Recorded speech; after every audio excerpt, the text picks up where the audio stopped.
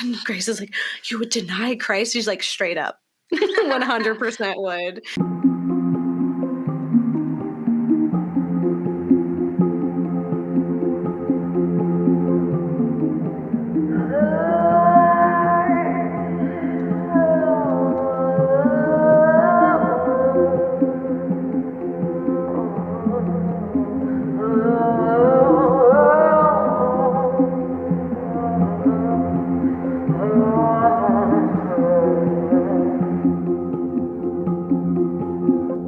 Hi, I'm Kat.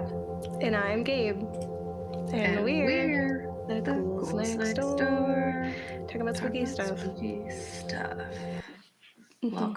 Welcome to the spooky times. Yeah. October. Welcome. Yes, we are haunted. Ooh. Spooky. That's good. Not cheesy at all. I'm doing it this whole time. It. And we are the media literacy show from A Horror Lens, where we explore the real life, historical, psychological reasonings behind our cinematic fears. And that is the most appropriate description for this episode, because we're talking about haunted people. Yeah. And how that a lot of times is just because grief and loss is really hard. And your brain isn't programmed to deal with that. If anything, it's programmed for you to see ghosts. So that's true. That is true. And it's just a lot, like grief and isolation. Like there's just certain conditions that when the human brain is put under that stress, we, infer, we make things up, we create things where there is nothing, and we also seek comfort usually in the form of the spiritual, things like that. We've done haunted people in the past, but that was specifically exorcisms, so people who were haunted by a very specific force. And this time we're doing things a little different, so it'll be people who are experiencing haunting of some sort. Yeah. Who are dealing with a lot, who had big bad thing happen to them and now sad. Yeah. Or big bad thing that they've done or feel they've done. Both of these films, I was telling Kat, are very much like you thought. The whole plot is like you thought this was happening, but this is actually happening. You thought this person was a thing, but it's actually this thing. It's a lot of you don't know what's going on. Yeah, and I will say early 2000s usually gives you ridiculousness that's not very good. And these two films are both from the early 2000s and still held up. I was scared genuinely multiple times for both of them, and it was wow, okay, 2003, 2001, look at them do. You can do it right. And I even knew, even having watched both of these films before, my experience with them was even better, than my previous experience. The first time, great. Even they were I have them as in my memory as being two really amazing films. I've always stuck with me as really great horror. Very good, atmospheric horror. It doesn't rely on gore and jump scares and all these things. It's all about just being in this place and feeling alone and just being sad about things. So yeah, that's how it is. But so we're going to be talking about two films. We're going to be talking about The Others, which I'm sure you've seen, and A Tale of Two Sisters, which if you have not seen, you should. Yeah. So I hadn't seen before this, so yeah, that was correct advice. Yeah.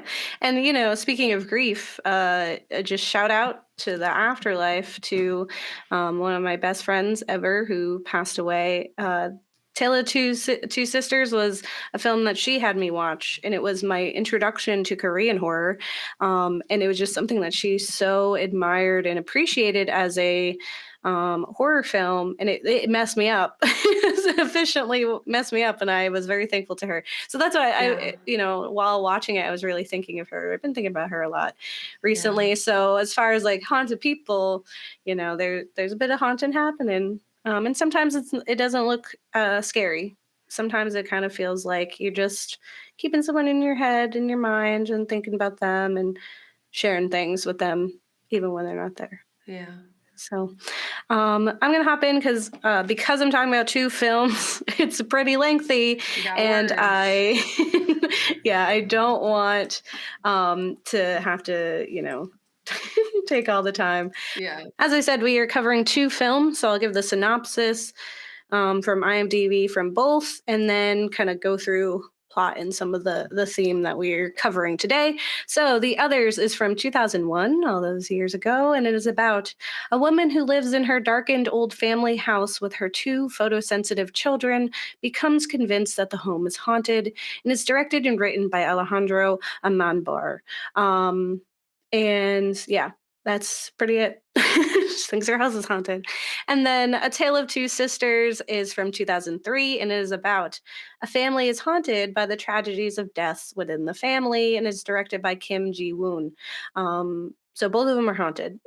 One is where we think our house is haunted. We think there's, invading forces, and the other one is very on the nose. There's points where they Yeah. literally look at like the camera and it's telling you, like, this is what we're being haunted by.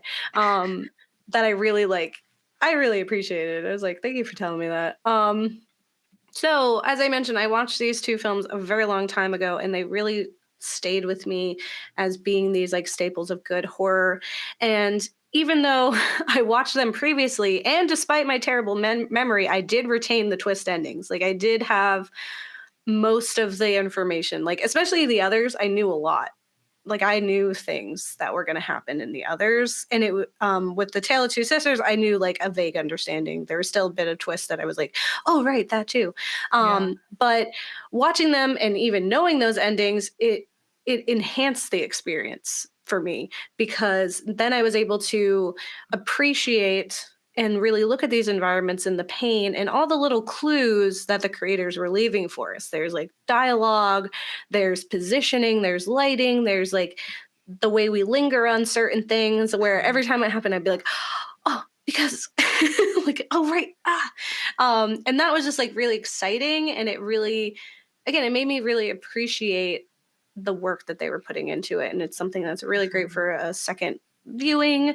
It's good for group viewing. It's just amazing. So let's go through the plots. There will be spoilers for these films from the early 2000s, the aughts.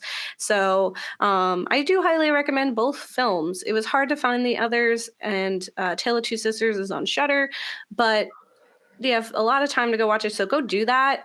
Even for people who might not be super keen on horror, I would say the others is super entry level horror, Yeah. where there's some spooks, but you're still like you It's more feel safe. thriller, yeah, Yeah, suspense maybe, but it's exactly. not like horrific really at any Yeah. point.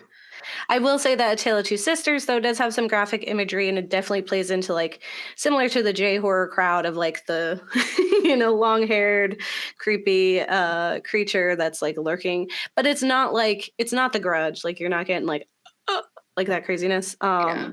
It's a little quicker than that, but it's still uncomfortable. So that might be a level up as far as like Yeah. horror, and it stays with you forever, and you're just like, like you'll never not that. Like I, even before we did this episode, I've always thought about that ending. Like it just makes me sad sometimes. Yeah. I'll jump in and I'll give a spoiler warning before I kind of reveal the twist, because both of them have very big twists that are important. But again, it could enhance your experience. So in the others, we follow a very religious and delicate mother, Grace, played by Nicole Kidman, which is actually pretty important because Tom Cruise was producing it, and he was her husband at the time, and they were going through their divorce, and she actually like quit in the beginning because it was too traumatic for her. And also like being married to Tom Cruise is pretty traumatic, and her divorce was confirmed like a week before the release. Yeah. It's like a There's fun like a fact, famous picture of her just like leaving the set, like, I and being think, just really like excited. yeah. Yeah. Yeah, it's like giving Princess Diana, Yeah. like the best of ways. So Nicole Kidman plays Grace, and she has her two sickly children and new help. These three new housekeepers are introduced to the family's quiet, complicated, and isolated existence. Grace instructs them to close and lock any door they open before opening another. So you come in one room, you got to lock this door before you go into another, which is just a fire hazard, first of all. There are curtains that cover every window. And as she explains, her two children have a rare, untreated skin disorder that makes them photosensitive. I think they missed an opportunity to make that a little more sinister, but they were really just genuinely photosensitive. Though the house is enormous and the estate grounds large, we only get glimpses of it through the small enclosed dark rooms Grace lets us in. And Grace and her two children are the only inhabitants until these housekeepers show up. And her husband has gone off to fight in the war. This is World War II, a war that Grace believes they had no business being in the first place. She Okay. definitely has feelings, all valid. And one day, all her servants vanish, just up in the air. Without a word, no notes, they're just gone. And poor Grace is like, oh no. But Yeah. luckily, these housekeepers show up and are there to help in her very large house, and she's not afraid to ask for help. But she still commands it like it's still her house. Her children, Anne and Nicholas, are young and very smart. Yeah. They are quick to question some of the biblical stories and decisions their mother tells them. At other times, they flat out admit their disbelief at the tall tales in the Bible, saying, I simply do not believe that Noah got all those animals onto the ship. Or they're like, I also don't think a dove is a symbol of peace. They are anything but peaceful. And I was like, you right. I hate birds. Anyway, um, Anne relentlessly teases poor Nicholas, painting herself as an unreliable or easily dismissed character.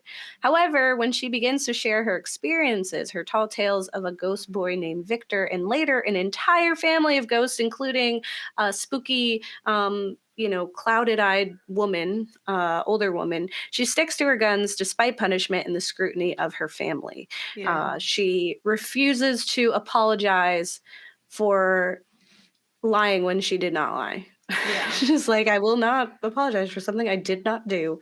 Um, Anne is like the best character. This whole thing. Yeah. She's like steals every scene that she's in. She's so creepy, but also really fascinating. And like, I just really love how she was always so inquisitive, and she's not afraid to just like look her mom straight in the face and be like, that doesn't make any sense. Yeah, just calls it And out. yeah, like that's stupid. I would simply lie about being a Christian so they don't murder me. Like, and Grace is like, you would deny Christ? She's like, straight up.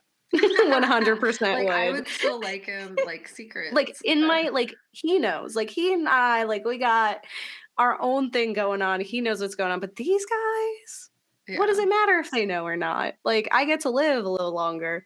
Yeah. Whatever. Like, honestly, like, 100%. Team Anne, like the It's whole a personal time. relationship that no one else needs to know about. Yeah, So, exactly. She was a real one. Soon Grace begins to believe that the house is haunted. It is more of like her own experiences than just like believing her daughter or listening to her. After a particularly jarring experience in the piano room one night, she is convinced and begins to spiral, like just snaps, like that little very thin thread that was maybe kind of holding her sanity together is just unraveled. It's like yeah. she trusts no one, and she feels herself unraveling. So she wanders through the unrelenting fog in hopes of making it to town to ask for help from a priest to bless the house, because she's like, it's haunted. The spirits up in here. This is my house. She's like, I kept Nazis out of this house. You're not going to bring in ghosts now. Like, leave me alone. But while she's out navigating this fog, she stumbles upon her lost and presumed dead husband. He is bewildered and admits rather brokenly to Grace that he bleeds sometimes. He's clearly not all there. And I mean, war will do that to you. He's very like he's distant Yeah. and not here yet, like his Yeah. body's here, but he's not here. Yeah, it's So she brings dissociated him. from trauma. Yeah, Yeah. he's still in there, like Yeah. he's still in the midst of whatever he was doing. He's bewildered, and she brings him home. And the children are elated while the servants are weary.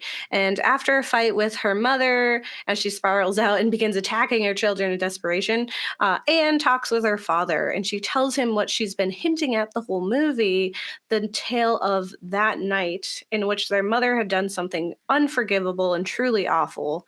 Um, if Anne is convinced that this woman is a true villain, and Grace and her husband have a quiet fight because everything in this movie is quiet. Yeah. Everything is whispering. And this huge house, I wonder, like, I mean, the echo must have been crazy, but she's just like, you weren't here. You went off to the war. And he's like, I had to do it. I Yeah, know what they you did. whisper fight. Yeah. So it's like, and you're like, okay. And then, they kind of resolve things. It's more of like we put it to bed and then they make love. And in the Yeah. morning, he is once again gone, returned to the fog. So now, spoilers a little bit for the others of 2001. So you can hit, a few minutes over so I can get into the tale of two sisters before I hop into their spoilers. So, spoilers for the others. In the end, we learn that the house is indeed haunted. Only it is our protagonists that are the ghosts, and poor Victor and his family are the living ones. Grace, in an act of desperation driven mad by isolation and abandonment, killed her two children, suffocating them with pillows before returning to her home to unalive herself with a rifle. And at the beginning of the film, she'd woken up screaming. When telling the truth of the story, she explains that she thought, after hearing the children's laughter when she woke up, that what she thought was a terrible nightmare, she felt that God was giving her a second chance, Yeah. this opportunity to do it over. So they went essentially for a week not knowing that they were in fact dead. They say this because the servants were gone for a week. They haven't heard birds for a week. The fog has been here for a week. And then the servants arrive. Yeah. And they're like, we dead too. We're dead. We've been dead. We're here to tell you It's a that this dead is the party. afterlife. I'm sorry you believe all that time, but this is what the afterlife is. And not just like they died of tuberculosis. So we all go to the same place, Yeah. regardless of what you did. There is no like station. We're just hanging around. Yeah. All right, now, in A Tale of Two Sisters, we follow as two sisters return home from a hospital. They return after their mother's death to find their father with a new wife. Very Disney or fairy tale of them. This vicious stepmother slowly drops her kindly facade and begins to torture these sisters. Specifically the younger one. So older sister Sumi is the most vocal of the two, often protecting her younger sister Soo Yeon, and their father is often absent, and when he is there, quiet and disconnected, broken in his own ways, Yeah. from this. You have to like ask yourself like what kind of person does this. I will say there's a American knockoff of this film, and that father's like whatever. That stepmom's also like whatever. It's like they did not take into account like all the sadness really like to the same extent, because this father, he is pained. Yeah. Many paranormal things occur, revealing this house to be haunted by some ghostly girl. Feeling very J horror, the long black haired specter looks just out of vision, a solitary hand scratching along the floor at night, or a hand creaking a door open, hiding in a cupboard that we can only catch a glimpse of, or standing before us with her hair covering her pained face. Like she's always there and then like really quickly. Yeah. It's not like gratuitous. And over time, Sumi begins to truly lose, and overcome by her father's dismissal of her stepmother's actions. She's losing it. How can such terrible treatment be allowed to happen to her quiet and delicate sister? And also, how could her father have moved on so fast? Yeah. So you have a lot of questions because like throughout the whole film, because you're like, what's going on? There's also weird stuff that happens that doesn't feel like, you're like, why would they do that? Or why don't they do this? Like there's so much of that. So getting into some spoilers of The Tale of Two Sisters. I really highly recommend go watch it on Shudder. It is worth your time. It's beautiful. It's Yeah. unsettling. The score is phenomenal. The acting is really amazing. And if you haven't done Korean horror, is a great gateway drug to your Korean horror. And Yeah. you also should just do like Korean horror is on another level. It made me Yeah. really appreciate foreign horror in a way I hadn't really done at that age. Like even with, things like The Ring and stuff, it wasn't this. Like I Yeah. couldn't explain. I was like, this is like what? It was a masterpiece for real, for real. Like, It's it was beautiful. really great. Like, I enjoyed every second of it, Oh. even if I was confused for part of it. Yeah, but I think you're supposed to be confused. You're supposed to be Yeah. like, "What is going on?" And then at the end, you're like, "Wait, is that what?" Um, Yeah. so, spoilers. As things descend into chaos, Sumi confronts her father. She asks him how he could allow for all of this to occur under his roof. Mhm. And he asks simply, "What has she done?" To which Sumi replies, "She is hurting Soo-yeon." Um, and there's this look of sadness and bewilderment that like crosses his eyes. It's just like he is tired. He's worn down from his own grief and his own inability to help his daughters or he's like looking at her and she's so desperate and like Yeah. clearly at the end of her rope and he's like why, and then he hears that and in his sorrow he explains to Sumi that Soo-yeon is dead and has been this entire time. Yeah. And as Sumi looks at Soo-yeon, she's screaming in the corner at her own tragic reality. Sumi knows that it is true. Yeah. It like occurs to her that like wow. And you probably you might have noticed that a lot of the conversations were pretty one-sided. So um, the stepmother Yoonju finally snaps and looks to attack Sumi after a traumatic cinematic experience in which we see Yoonju dragging a bloodied bag through the house and beating it with a pipe. And Sumi finds this bag and in anguish and terror attempts to open it. She imagines that her sister is in there and that Yoonju, the villainous stepmother, has finally lost it and is murdering her sister, even though she knows she's gone. Yeah. It's not she's stressed. Okay. She finds scissors, but is confronted by Yoonju, who's then stabbed accidentally with these scissors in her hand. It was not intentional. And the two fight. It's a bloody mess. And in a moment before Yoonju drops a statue on Sumi's head, when she's already suffered a concussion, she's already knocked out. She says, "Remember what I told you. You may come to regret this moment. Sometimes you want to forget something, but you can't. It follows you around like a ghost." And when father arrives home, he finds a shaken Yoonju in the room. She asks where Sunmi is, and he responds, "This needs to stop." He is like, "I can't, like, you can't believe you just said that to me." Because we have one very interesting and clever camera trick, and then it is revealed that Yoonju, this whole time that we've seen her in the film, is actually Sumi. And in her grief, she had both hallucinated her dearly departed sister and then also disassociated herself into becoming this woman that she deemed the villain of her story. Um, Yeah. the real Yoonju arrives, and upon seeing this real human, Sumi realizes what she's done all this time. And Yeah. we get to see the movie all over again, more or less, this Like, real time with quick. only Sumi. Yeah, it's like, here's all these scenes where she was actually sitting there, like the whole time. Yeah. Then later in the hospital, once more, Yoonju asks for forgiveness and says she will, try to check on Sumi from now on. And this interaction is stiff and unwell. And you kind of get the sense that, like, they ain't cool. Like, even though she Yeah. wasn't this villainous stepmother, something ain't right here. We get a flashback that reveals what happened all that time ago that so severely ruptured Sumi's sanity. And so their father was indeed having an affair with Yoonju, who would take care of them in the house. She was a part of this, like, family in a way.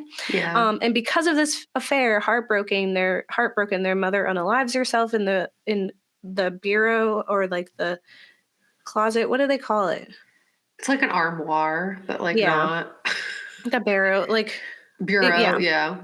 So she is in there in Soo-yeon's room, and unalives herself in there.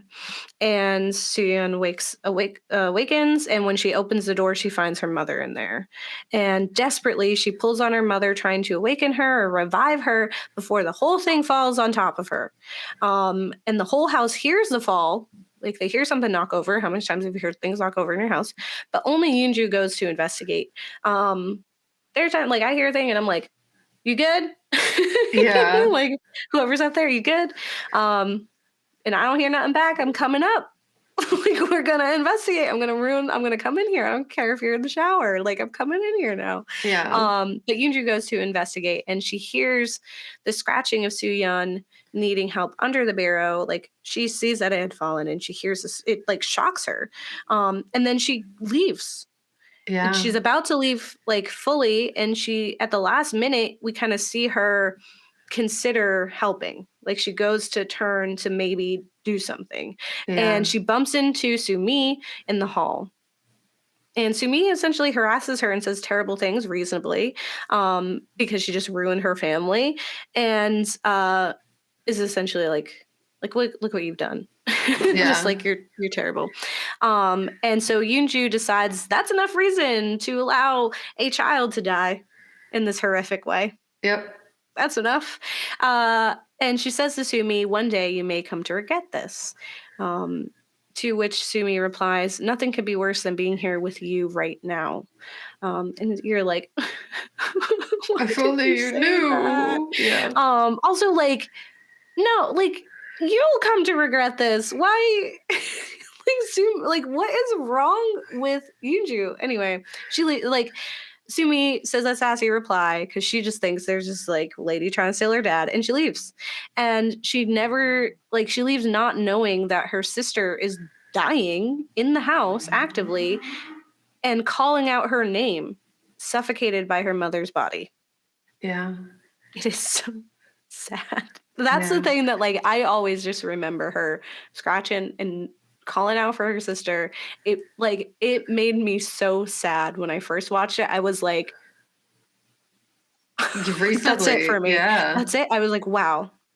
So Yoonju in the present finds herself alone in the house, and she hears a noise upstairs again, and she goes to investigate. And in the room, the same room that she let this child die, she's like in there and looking around, and she hears a creak from the bureau, and she goes to investigate that. And it is then that the ghost is revealed to actually be real, and that Seon crawls from the closet and kills Yoonju. It's not like on screen, it's like implied, but Yeah. you're like, she got her justice. So you know, the question is like ghosts or mental instability, and this film says, "Por qué no los dos?" It Yeah. is both, man. Why not You get both? exactly, like, we could have a real ghost that's here, that's the personification of, like, the spirit that you wronged, as well as a girl whose mental, like, fragility has split her into these things to try to, like, work through those issues. Like, those are Yeah. all completely valid Both can be. Yeah. responses. So, grief and isolation as ghosts, because I think that's the biggest theme of both of these films. Yeah. And it comes up a lot. Like, people are really quick to being like, sadness really is the ghost. I was Yeah. like, people are just like, it's okay to be sad, and it's okay that you're being haunted. Like, you just got to accept it. So that quote that Yoonju had said was, "Do you know what's really scary? You want to forget something, totally wipe it off your mind, but you never can. It can't go away, you see, and it follows you around like a ghost." Like, straight up tells you. Yeah. This is about, like, This how a ghost is is just doing this. the But then it's like, plot, but also there is a ghost. reality of grief. Yeah. So the reason we've chosen these two films to represent our Haunted People episode is that they share many of the same themes. And like I said before, we covered Haunted People, but it was more focused on individuals who were thought to be possessed by some demonic force. However, people could be haunted by many things, and most oftentimes it is not the devil behind the specters, but rather our own own grief and pain. And it's a Yeah. way for us to cope or deal with or make sense of things that are honestly inexplicable.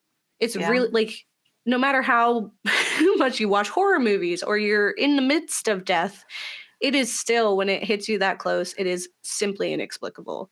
And there's nothing you could really do to make it make sense. Like, it's Yeah. just always like, what? So for Grace and the others, she is haunted by her own isolation. She's so incredibly alone in this big house. Like, that's, I think, one of the biggest takeaways I had of watching it the second time was I was like, this house is huge. And Yeah. there's like 5 people in it. And like, you can't even enjoy it. You can't even open it up and breathe. And you're just stuck Yeah. here. The Her darkness husband, adds to it too. yeah, it's as if you don't have this big house, right? You're just in this small hole always. Her husband straight up abandoned her. Like, I know he went off to work, but he didn't have to. He volunteered. Okay, Yeah. like, and she mentions that a lot. Like, she's very resentful for that. She has been taken away from her family because she followed him to this big house. They got married and they went to this big house on a large estate, and she's isolated and she's far away from where she originally is from. So she doesn't have relatives that she can confide in and have that community. She has no friends, and Yeah. she only has her children. And she has endured for so long and held out as best as she could. At one point, she explains that she has successfully avoided having any Nazis in the house. She was like, no, this is my house. Yeah. And her children, who are her only source of love and connection, are disconnected too.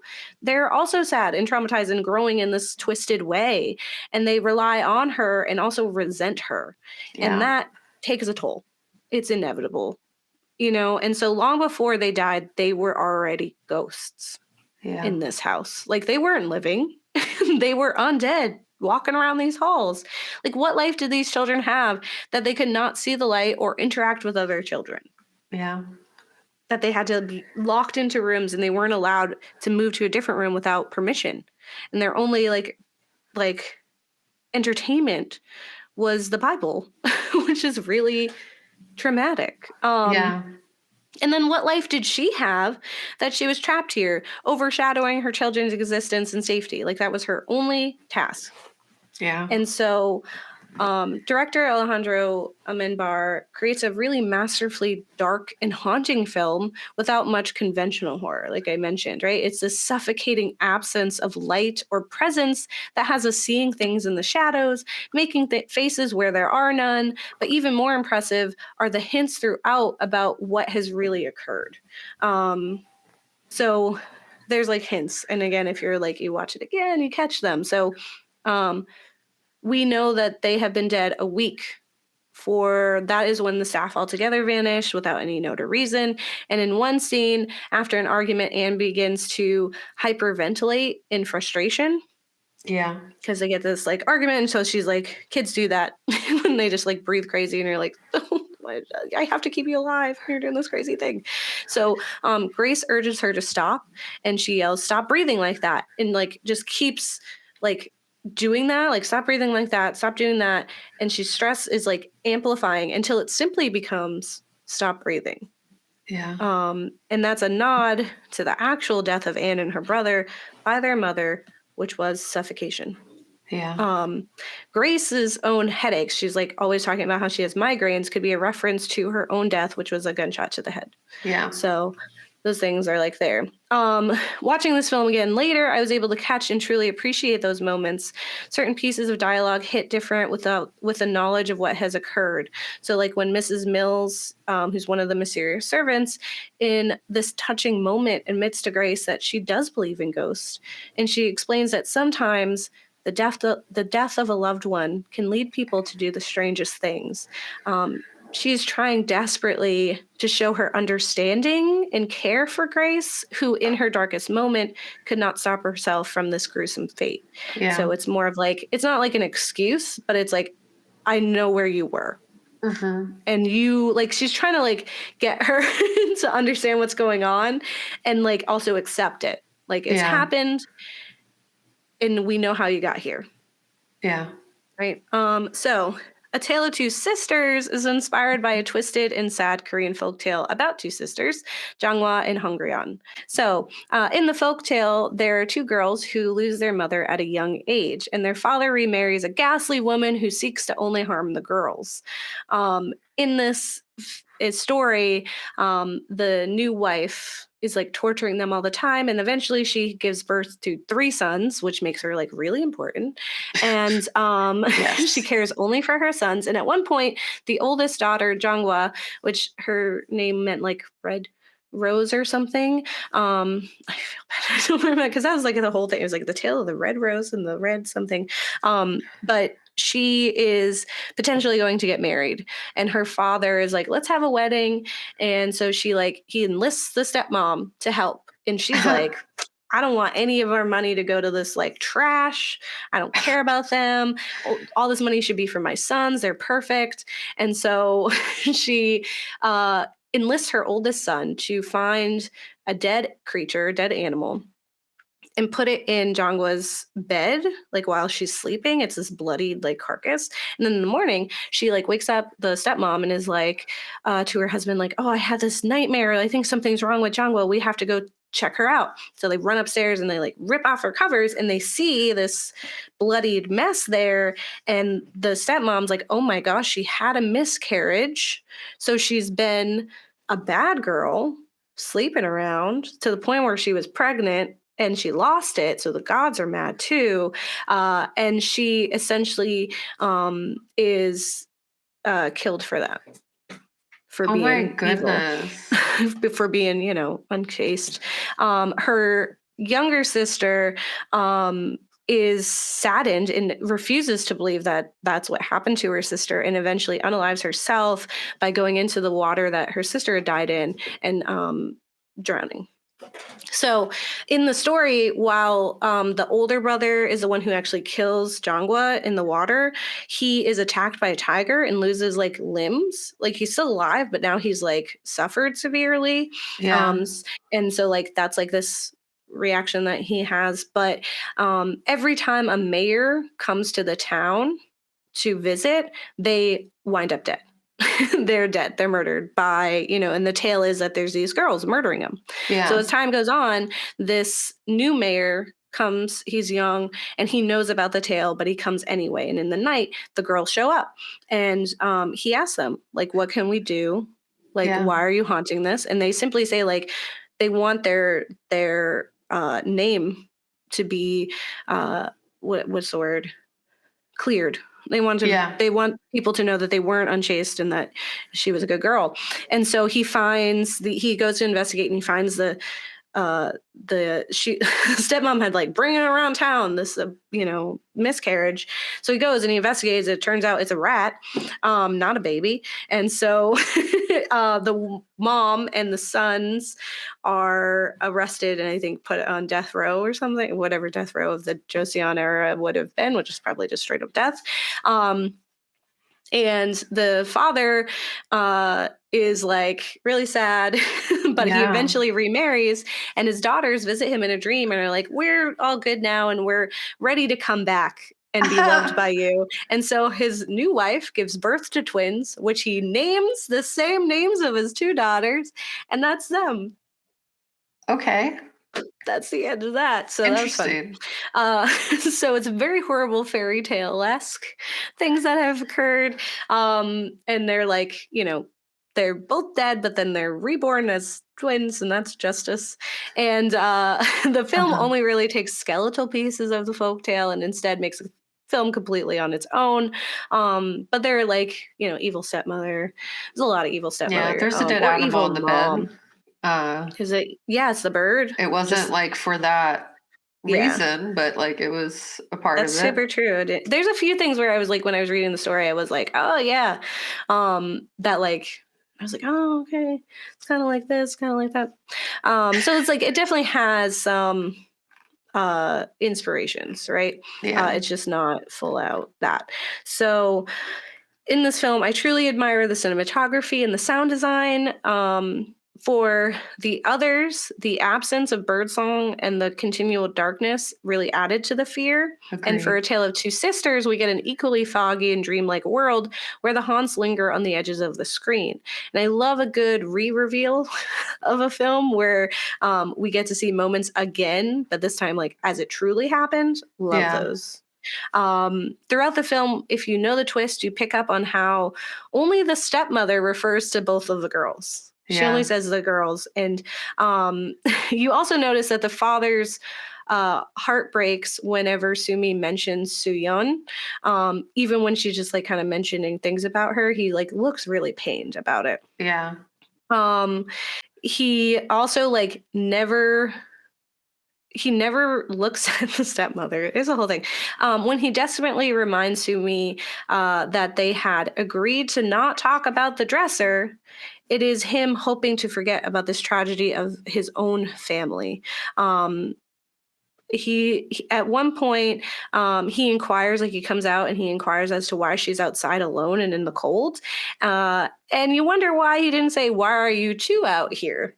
He Yeah. just says you, which you can kind of like infer maybe means both of them, but we immediately, as soon as he comes into the frame, the sister's no longer there.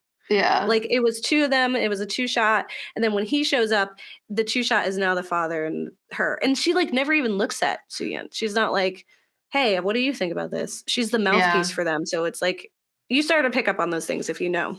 Yeah. When Yoonju, manic at dinner, so the stepmom is manic at this family dinner, begins to talk about past events with the visiting family members, urging them to remember these moments. You wonder why Yoonjun has these memories at all, because she's this new stepmother.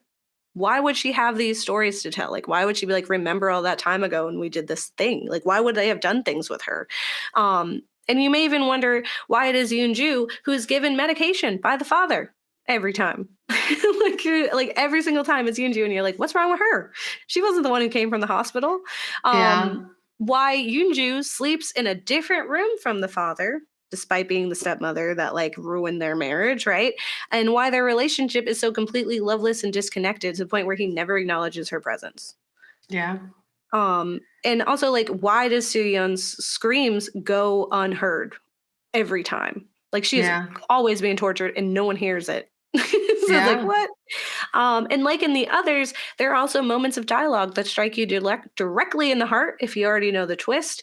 So in one scene, Sooyeon has been dragged by Yoonju to the closet, the one of nightmares and pain and trauma from their mother dying. Like she's literally like, oh, you're sad that your mom died, and you're like taking It's it like, out on me, the yeah. stepmother who ruined your family's like life.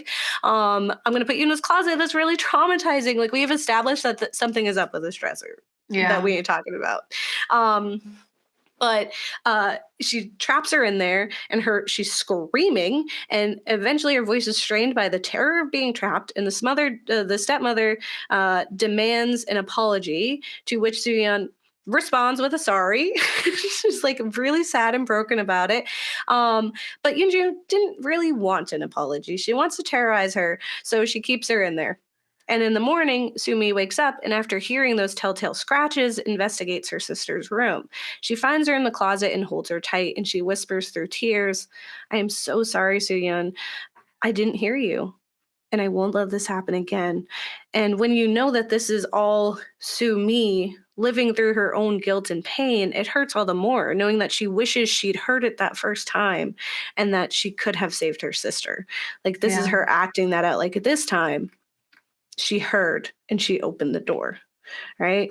So for both of these films, the horror is simply not knowing the extent to which our own minds will mend and twist reality so that we may in some form survive. It tries to make sense of or compartmentalize the trauma to the Yeah. point where we really don't know what's real and we can't trust ourselves anymore. And for Grace and her children, it was this task to forget and continue forward as they always had. They're given a second chance at life in limbo. For Sumi, she gets to play in an alternate history where she knew of the pain her sister endured and did all that she could to save her. In this new Yeah. reality, there's a clear villain, and she is the only one who can stop it. She is vindicated at the end when the vengeful spirit of her sister finally undoes that villain. And finally, she is given some closure. Yeah. Even simply an acknowledgement that she was right in her suspicions that Yuju was evil, because she is. She left that girl, like, she is evil. Like, I don't even care if she wasn't there the whole time. She was straight up evil. And like the folktale that inspired the film, the victory came from acknowledging her innocence, ultimately releasing her from that guilt. And as Coco Chanel said, guilt is perhaps the most painful companion of death. And thank you to Ghouls Magazine for highlighting that for me. And that is, that's me. Yeah. And this film was like, I loved both films, obviously. The others, like when I was a small child, messed me up in that, like, one, it was the first time ever in life in which I was like, oh, I'm Jewish. And to that, other people might think that I'm going to go a different place. That is the first time in my child life I realized that, because they were talking about limbo and stuff. And I was like, I wasn't baptized. Will I go to limbo? And then I like freaked out hardcore for like a while over that. And then like the actual story was really stressful too, because like, but also like this new film that's not new, it's from 2003. New to Also you. like, yeah, new to me, is just like a masterpiece for real, for real. Like it encompasses like what grief is, how you blame yourself, how you have to honestly villainize others. Even like they did something wrong. Yes, she like Yoonju was evil. Yes, like in that she let that kid die, even for though no good reason. For no good reason. And like maybe she didn't fully grasp that because she was in shock, but she has to live with that guilt and suffer because of it. Because ultimately at the end of the day, that's what happened. But that you have like, it's like a perfect analysis of what the brain tries to do to cope. You like replay it in your head and you try to do it differently. Yeah. And it's interesting because there's like kind of there's like a little bit of both, because in both movies we have the dealing with suicide. And we also have dealing with unexpected loss that is not that, like whether it's murder or accidental or what have you, like it is unexpected, and that there's like a big combination that I think happens there. Because like if we're thinking about Sumi, she lost both her mom and her sister in the same day from two very different causes. And her family, like straight up, because her dad was already leaving. Yeah. So like it's like a big thing to have to process all at once for a developing brain, first off, but also like for any brain, an adult brain even too, that is something that like the mind is going to have a very hard time grasping. And I'm going to get into that in my section. So welcome, friends. We're talking about super happy stuff, you know, grief and sadness and loving it. It's great. It's gonna be super light. Ghouls. We're gonna get into this really happy, fun time of talking about grief and our experiences with loss and death, as we do on the Ghouls. You know, every once in a while we get a real heavy topic, and we're gonna do our best. Yeah. As the movies did an amazing job showcasing dealing with the death of a loved one, both through unexpected event, suicide, any kind of death, honestly. Whereas unexpected or expected even, just death in general, is very traumatic. It's a traumatic experience that can hit people in a unique way that don't always align with what is like traditionally viewed as the stages of grief and other recorded theories, because just as trauma is very unique to a person, so is loss, grief, and dealing with someone you love being gone. The experience can be either connecting in that like you gather with people you care about and like establish stronger bonds through like the loss of this person in your shared grief, or it can be extremely isolating. And it all kind of depends on how you process. What is your healing version? How do you process that grief, and how do you process trauma? So it's very unique to the person. And I actually found out that in an article called The Grieving Brain, How Your Mind Deals with a Loved One's Death and How to Heal by A.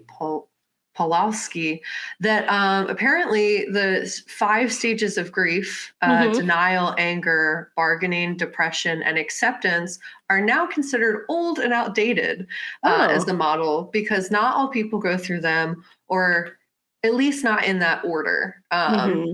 Apparently, not everyone is the same. Yeah, not everyone experiences everything the same way. Crazy. In fact, a minority of people, about 10%, experience complicated or prolonged grief where severe symptoms last for at least 6 months and interfere with daily life. But essentially, there is no time limit on grief. And because it's so unique to the person, it can just be an extremely life-transforming event that can have long-lasting implications on a person. So there's a multifaceted way that this can develop. It can either be, you've experienced a more traditional stage-based grief, or you're experiencing like life-altering, forever changed existence, in which, like, especially in a capitalistic society that really does not allow the world to stop to process and heal from these situations, you're left in situations where you might not be able to care for yourself or those around you, because you're in this state of just like grief and healing, and also just like this kind of static sadness that is going to exist for a prolonged period of time. And you kind of become a different person. I think it's from The Fault in Our Stars, John Green, where it said like there's the person you existed before and then who you become after that. Yeah, there's a lot of really great quotes, honestly, that exist around grief, because it is something that like lots of people experience. I think there's another one, I don't know if it's from the same film, but it's like you don't get over grief. It doesn't get smaller. Like if it were in a jar, the grief itself doesn't get smaller. The jar just grows around it. Like you learn to kind of carry it as you develop and age. It doesn't feel so big. It doesn't feel as big, but it's still the same. You know what I mean? And it can come up at like literally any time. And it does, man. Yeah. And in that same article, there's a grief expert and neuroscientist, Mary Frances O'Connor, that likened the processing of grief as this like kind of panic pop-up in the brain, similar to like if a parent were to lose track of their child in the mall, where you're like, I need to find that person. You know what I mean? And that can be activated by a lot of different things. And this all kind of will tie back. I'll get into like how that processes people being ghosts around you, seeing things that aren't there, thinking you're going to find that person again, even though cognitively you know they're gone. It's like a phantom limb. Exactly. It's your brain has been programmed to expect that person to come back to you. So it's going to take a really long time for your brain, like scientifically, to process and deal with that. So you messing me up right now. Yeah. I'm sorry. I'm gonna get real sad. Everyone, I'm sorry, you're getting sad too. Yeah. So essentially, just because you know cognitively that person has died, it doesn't mean that those pop-ups won't happen for a long time as your brain learns this is like a whole new world. This is a whole new you. This is something you're going to be dealing with for the rest of your life. Part of having a bonded relationship is wanting to seek out the person when they're away. And that becomes just a background of everyday life. So that's very much the reason why I know I can speak from my own experience, like in the loss of my grandpa and also my stepdad. There were moments where like I'd be really excited about something. I want to like tell them. And you like reach for the phone, you know, even though you did that. Absolutely know that there's not a person on the other end of that phone. And like, I know specifically from my own experience, like in dealing with unexpected loss, that when you maybe haven't seen that person for a while, and even if you're kind of like the unexpectedness of it makes it even harder to grasp after the fact, because you kind of do expect at some point or you hope at some point. Like you'll wake up and you'll be like, that was a dream. That was not Mhm. real. I'm going to wake up tomorrow and they're still going to be here. Yeah. But you got used to them not being there. So then you just, the difference isn't there. It's not as apparent. Mhm. And one thing that the grief neuroscientist said is that these pop-ups kind of like continue to happen as you go through just life, depending on like Mhm. what the environment is. So like, for example, if every single day you texted someone or kissed them goodbye, or like they left Mhm. for work and they come back, um, your brain is just like trained to associate both like times of day, smells, sights, things that like you had done with that person. It kind of activates that grief as if Mhm. it was, because it is, it's always there, but it brings it back to the surface in a way that's usually unexpected. So you think like, Yeah. it's been years. Why am I crying in a CVS? Yeah. Because I heard Because a you saw song. something on the Yeah, wall. Yeah. exactly. Or you're like, you smelled something that smelled like Oh, them. And you're yeah. just like, I am crying as if this just happened. And that makes no Mhm. sense because it's been like 5 years or 10 years. And you're like, what the heck? I should be more okay. But that's not how Mhm. the brain works. The brain Mhm. says that song or that smell or even that color Mhm. activates within the brain that feeling that's in the jar. And maybe it was at the bottom of the jar for a while, and now it's at the top of the jar, as if that happened Mhm. literally yesterday. And Yep. something that they recommend, like in everything that I read, was that you kind of have to give yourself grace in those moments, and that like there's Mhm. gonna be times where you kind of just got to let yourself feel that when it's Mhm. not a danger to you or others. Like sometimes Yeah. you can't When you're help not it. always doing that. Yeah, you can't do it all the time, but there are moments where like it's okay to collapse on your kitchen floor and bawl. And there's Mhm. times where you got to take your kids to school. That's like Mhm. the example that they used in the article. And you kind of have to balance that to survive, especially in a world that does not stop, unfortunately. Um, Mhm. so I also found an article that kind of ties into like the idea of the brain coping with something very unexpected, and how that can create this kind of disconnect with reality, specifically revolving around like the idea that you're seeing a ghost. You're Mhm. seeing the person in a crowd. You're seeing, you think you see someone and you run up to them and they turn around and it's not them. I was literally watching Degrassi the other day, and spoilers for Degrassi from a million years ago, but Craig lost his dad and he like won an award and he thought he saw his dad in the crowd, and he runs up and he's like, "Dad, I won." And he turns and it's not his dad. It's just like a teacher. And like that grief hits him square in the face and he absolutely loses it at this dance.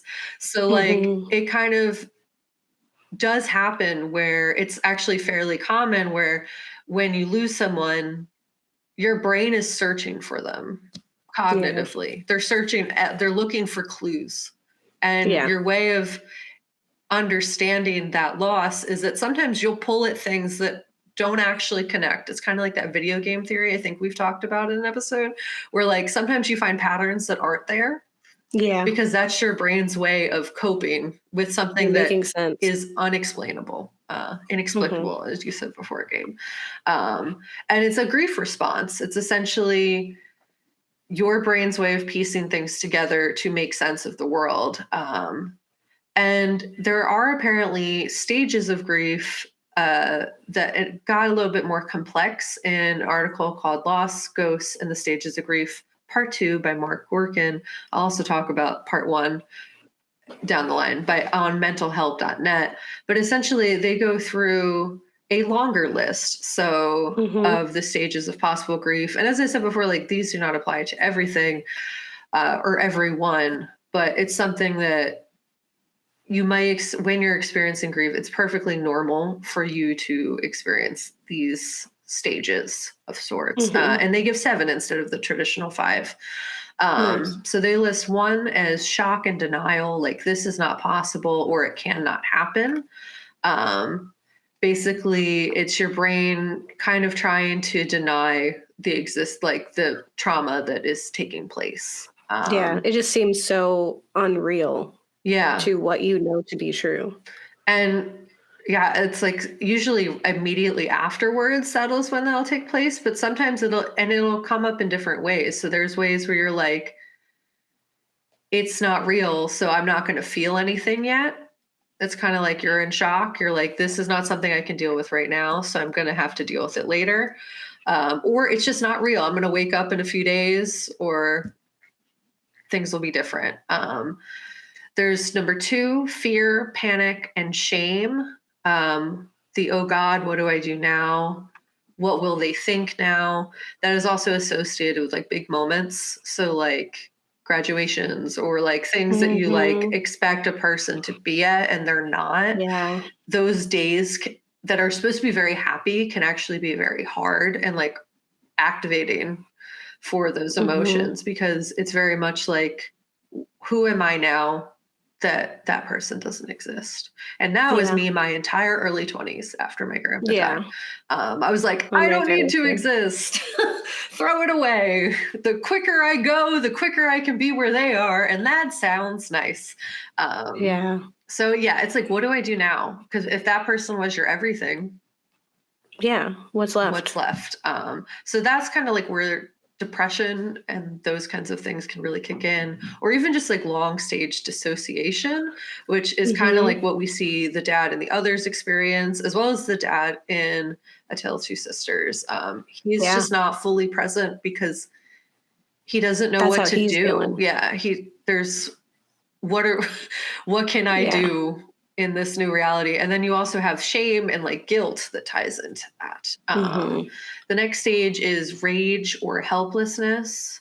So they kind of put in quotes like, how dare they? Like, so if it's unexpected loss, you could be mad at them for not being here anymore. Mhm. Or, oh no, how could they? Just feeling like abandoned or betrayed by what Mhm. happened, either Which is by, what the mom did and the others. She felt Mhm. abandoned.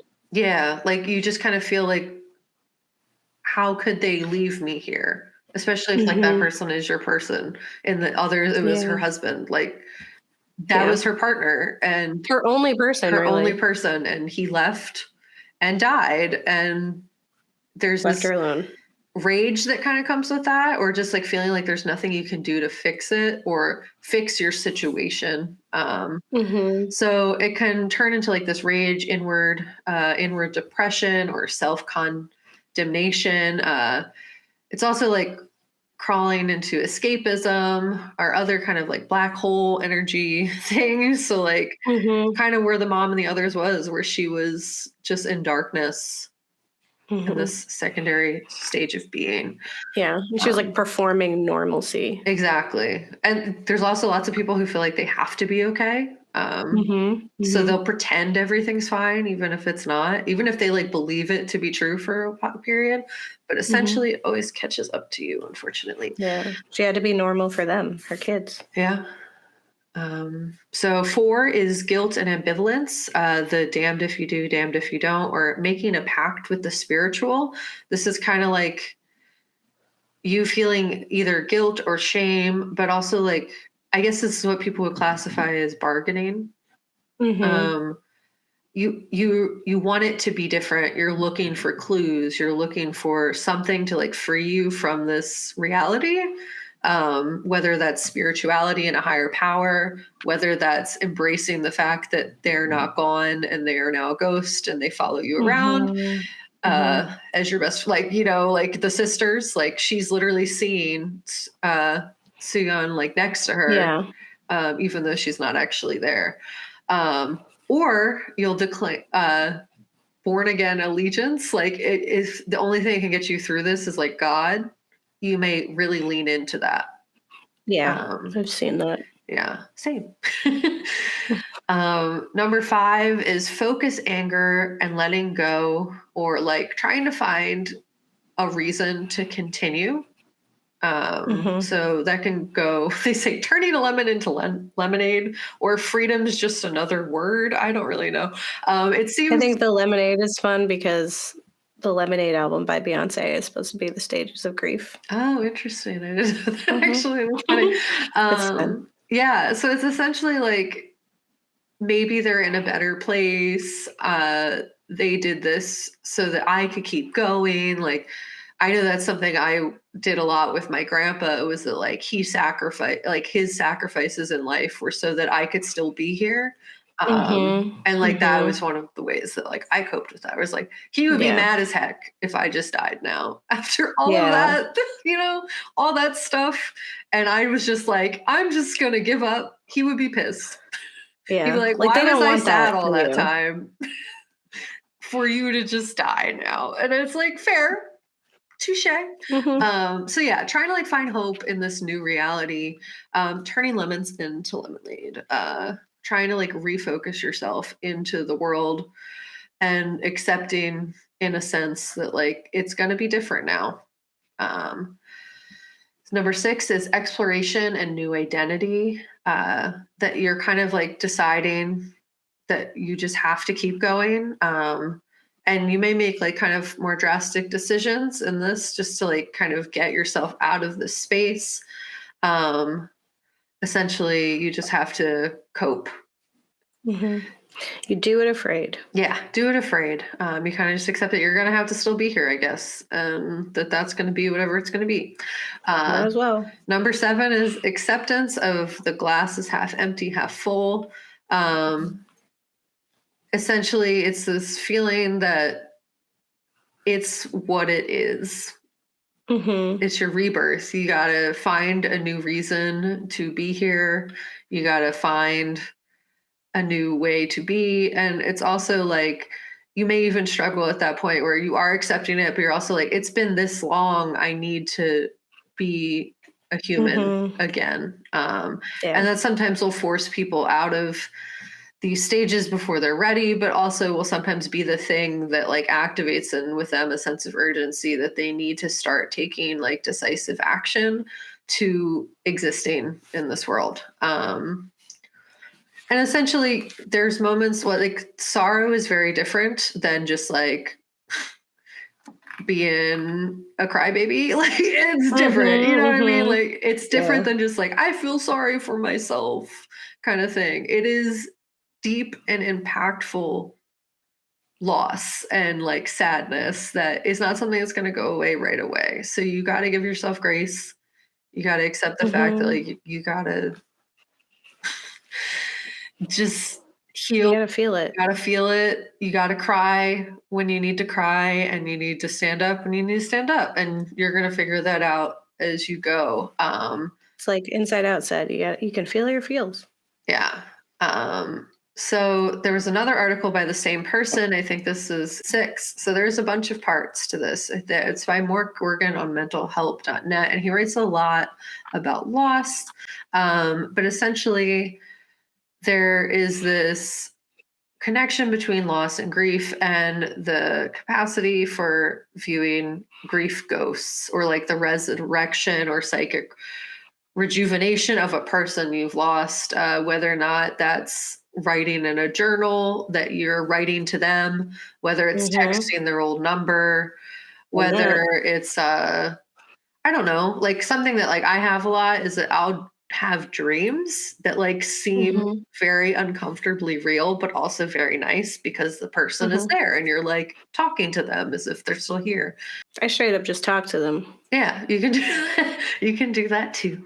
So yeah, it's kind of like you kind of make them still be here because you need that sometimes. Mm-hmm. And honestly, that is even if it's not physically them, you know, them existing in your mind, even if it is as a ghost, um, is essentially a way to keep them alive in a sense. Yeah. It's not Through you. necessarily a bad thing as long as it's not to the point where it's like mentally deteriorating or causing you harm essentially. So Mm-hmm. essentially, we see how it does cause harm within Sumi, in that She hurts she hurts herself. herself, and that is like that is a part where the ghost can be too much. That's where it's Mm-hmm. it's hurting you, where it's wonderful that you're trying to keep them alive, but in your trying to rationalize the situation, you're harming yourself and possibly the people around you, but most importantly, yourself. But it's essentially, there's a way that you're dealing with all this stuff, and whether or not you're seeing them sometimes or talking to them sometimes, like, if anything, that's like their own little beautiful way of like you keeping them alive. And it's your personal experience. So as long as you're not hurting yourself or like your kids or like the people in your immediate circle in a very damaging and lifelong way, like, feel your feelings. Talk Mm-hmm. to them if you need to. Whatever you need to do to be okay to keep their memory alive is what you need to do. And other people's Mm-hmm. opinions don't really matter in that regard if it's not harming you or anyone around you, like physically or like severely mentally or otherwise. Um, so yeah, it's essentially you just gotta feel your feels. That's my recommendation. And that's kind of where I'm at with it. And that if you see people or you talk to them, kind of like that's actually healthy because then you're not keeping that inside. And you keep them around. So like you're kind of feeding that piece of you that's looking for them. Mm-hmm. Because it's kind of like acknowledging like they're not here while still like providing that closure of, well, if you were here, I'd tell you these things. Mm-hmm. So why don't I tell you these things as if you were here? Like, I mean, Yeah. you probably don't like not seeing them there. Um, But your mind's but going to do it anyway. So you might mm-hmm, as well.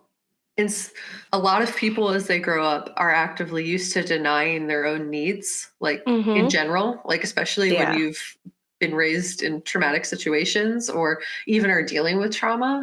Um, that you're like, your brain is sending signals, and some people are trained to like ignore those signals. And this is an instance where you really need to, your brain's going to send them anyway. So you might mm-hmm, as well give it what it wants, because like that's going to keep you okay more yeah, than just burying it until like it's a very important day that's supposed to be nice and you're like really viscerally upset, and the person, like people around you don't understand, and I mean you're entitled to that too, but you know you need to feed the thoughts sometimes. mm-hmm, Gotta meet your needs. yeah. Do it. Heal your Do inner child, you know friends. yourself better than anyone? Yeah. So listen to yourself. Listen to your Hmm. feelings. Um, yeah, thank you, Kat. That was great. That was really, you had me in my feels. I've been feeling it pretty Yeah. strongly recently. So, yeah, I hope that it does give some ease to your mind if you have also experienced grief, and maybe it gives some context to the things you experienced, and it's okay to know that like your experience is different from other people's, and the way that you cope or communicate or not communicate, like those things are all parts of you and how you're dealing with things. And so hopefully you manage them better than the protagonist in our films. Yeah. But I do highly recommend them if you want to, think about uh, grief in such a way. And they do, it's very beautifully and well done. Like it definitely comes from a place of care, both of them. There's Hmm. no like, you know, they're not putting it on display and being Yeah. ridiculous about it. It's very much like, They're this not is really judgmental hard. films. Yeah. Yeah, And this is a hard thing. yeah. And I would say, honestly, A Tale of Two Sisters, like, it could have gone a different way. I've seen it Like, go a it different could way. have been like significantly more disrespectful to what happened and like worse and really stressful in a different way, and it wasn't. It was like Hmm. very respectful to both Sumi and like the reality of what happened. Like they didn't demonize her, and I feel like No. many times when dealing with mental health in general within horror, especially when it's associated with like Hmm. things like what she was going through, that it's not always, at no point where you're like she's a monster, she's the Yeah, problem. You're like, poor, hug this poor her, like child. just Yeah. like help her, like someone needs to do something because like she's just hurt. Mhm. And the dad is so much, like, feeling that, like, he is like, "She clearly needs help, and Yeah. I am not the one equipped to do that." Like, I am also hurt and Mhm. working through things. I'm not the person to do that, And he's and dealing with really his just at his own, wit's like, end. guilt and shame, like, Yeah. the reality is that his choices and actions, whether Resulted they in the intended loss of or 2 not, people. resulted in the deaths of 2 people who he either at one point loved for the mom and his and actively loved for the daughter, so Mhm.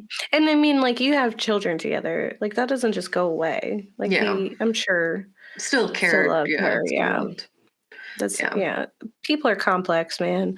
yeah, And so I think, like, yeah, that's that's our haunted people episode because I'm really, I'm really happy with how it came out because I really did want to focus on like what haunts us like in mhm, reality, and I think this is the best way to explore it. And these films are just such good examples of it. Like this episode wrote itself, honestly. It's just yeah, like let's talk about like it's so obvious and in such like a nice and attainable way as opposed to like being in your face or like feeling boring because it's like here's the answer, yeah. um Yeah, and, like, in and contrast to the exorcism films where, like, those are usually done in a way that's kind of disrespectful to the mental so health and, like, what's disrespectful. happening, but it's also just, like, a very different kind of haunting because it's, like, demonic or, like, supernatural in a way that, like, has nothing really to do with grief or loss, Yeah, and yeah, more often than not, like, actual the feeling of a ghost is from grief and yeah, loss, not some demonic, creepy, supernatural time. And like, not that those films aren't sometimes fun, but like, hmm, it's yeah, the real version. The real hmm, scary is this version, yeah. more Well, often I than mean, not. it's like some of those J horror films, like The Grudge, where it's very clear, like human emotions are heavy and they Hmm. sink into everyone. Like I think, like we kind of just think of them as this intangible thing, and to some degree they are. But I think at some point, sometimes it lingers, it sticks, it like It's it energy, yeah. exudes from us and it now exists in this space and it infects it. And that's why we have haunted houses, or sometimes people experience or see things that other people have done, or we think, these are religious experiences or traumatic. Like it's just because people feel and they feel so strongly and it just can't be contained in a human body. And I think that's like really beautifully done in this film, especially like these films. And people try to throw out the whole elevated horror thing now, and you're just like, no, you're just like, were you watching these? Because like Yeah. they've been For doing it. early 2000s films, I in a lovely way, was not offended at any Yeah, point, yeah, really. Maybe like which is so once, but nice. very vaguely in the others, just because Yeah, to a rich because she was lady. talking about Yeah. the nonverbal person and Hmm. kept harassing about her. Yeah. Like, if anything, that was Why? like the thing that Why? didn't age well, but like everything else that I watched for both of them was like, wow, this aged Hmm. fantastically. And that rarely happens for early 2000s media. It was saying something back then, and that's cool. Yeah, yeah, I loved it. I love both of them. Again, highly recommend 10 out of 10. Definitely Ghoul's favorites list. Tune in next week where we are talking about haunted attractions. Yeah, This one should be fun and also really dramatic, and I might kind of slink into cat section a little bit that's fine. because I've been going down a spiral myself because I'm like, what? Yeah. So I hope you're enjoying October. We're so in the midst of spooky season. Hope you're enjoying it. Let us know what your favorite haunted people films are. What are they haunted by and what is going on with them? And remember to like and subscribe. Give us some love in our favorite month and during our 6-year anniversary of existence. And don't get married. Delete your kids. That's it. That's all I'm saying because it's really sad about the children. Yeah, that's fair.